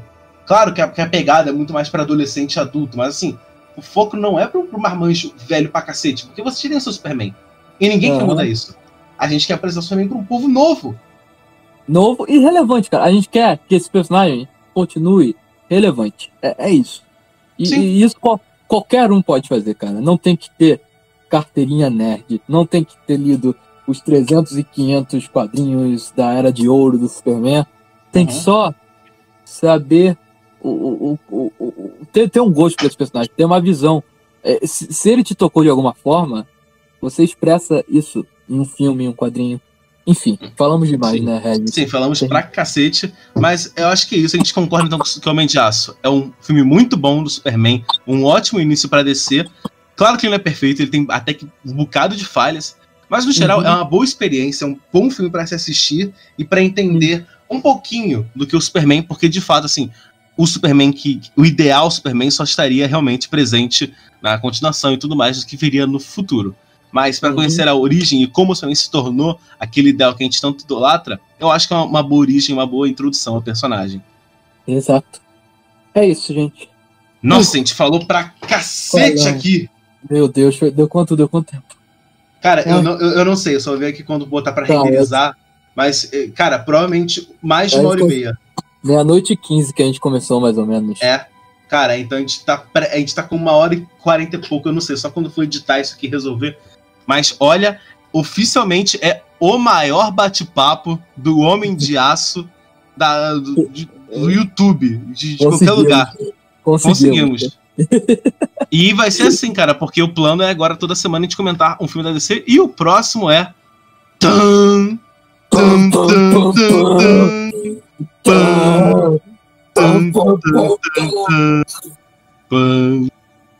Batman v Superman. A origem da justiça. Esse foi 1h40. Esperem um vídeo de 3 horas na próxima semana, meus amigos. Porque, mano do céu, esse aí, cara, olha só, eu tinha um plano de fazer um vídeo explicando por que BVS era bom. Mas ainda bem que surgiu esse projeto, porque agora a gente pode fazer por muito mais tempo e vai ser maravilhoso comentar. Ainda mais porque terão outras pessoas aqui com a gente. Vai ser muito bom comentar realmente sobre o Batman vs Superman e depois vai seguindo. Então, se você gostou desse podcast, por favor, comentem pra gente o que você achou, como a gente pode melhorar, coisas que a gente pode piorar, tudo mais. Comenta, por favor, que a gente quer aprender a fazer isso direito. E a nossa ideia é que isso aqui, claro, é um esquenta para a versão do Zack Snyder, mas a gente tem um plano de talvez tornar isso uma coisa regular no canal. O nosso plano é comentar os filmes da DC e, se tudo der certo, a gente já tem mais 2, entre aspas, temporadas planejadas. Ou pensadas, né, claro. Comentar os filmes da Marvel e uma coisa que eu não comentei com Capela antes, mas que eu quero fazer, comentar todos os filmes da Pixar. Estou dentro. Você me ganhou no comentário. Você me ganhou no comentário, Regis. Cara, porque eu quero muito comentar alguns filmes da Pixar e eu quero muito comentar o Cocô de Notre Dame e o Castelo Animado, que são umas animações que eu amo demais. Pera aí, você errou então. Tá faltando uma aí no meio. O Caldeirão Negro. Jesus! Sim, o Caldeirão Mágico! Como eu esqueci desse aí? É porque os outros têm waifus minhas. É verdade. E a waifu sua, né? A minha waifu, claro, é a Capitã Amélia e a sua waifu é o Clopan. Exato. Minha waifu, o Clopan. Nunca errou. Clopan, nem no livro, nem no filme. Nunca errou o Clopan. Então, se vocês gostaram desse podcast, por favor, comenta aí como a gente pode melhorar, ideias pra gente comentar e tal nos próximos. E claro, se isso aqui der certo, a gente vai ver a gente vai completar de comentar todos os filmes da DC, pode ter certeza. Ter certeza. Mas se for um quadro bem aceito por vocês, a gente pode ver pra tornar isso uma coisa, sei lá, mensal, coisa tipo. Porque, claro, a gente tem esse plano de comentar filmes da Marvel, comentar Pixar e Disney, mas eu quero muito comentar filmes por si só. Eu quero muito falar de Metrópolis. Sem compromisso, né? Filmes por falar de filme. Sim. Vamos assistir um filme e vamos comentar aqui. Então, isso tudo, claro, depende do seu apoio. Então, se você assistiu até aqui, muito obrigado por ter ouvido nossa conversa. Espero que você tenha tido uma boa viagem de carro, tido uma boa tarde de trabalho aí no que você quer que você faça. Tenha tido uma boa experiência com o nosso bate-papo e... se você tem ficado interessado em conhecer o mundo dos super-heróis, tem ficado interessado em conhecer o universo DC, tem ficado interessado em conhecer o Homem de Aço, que tenha gostado desse podcast e eu vejo você na próxima aí. Falou!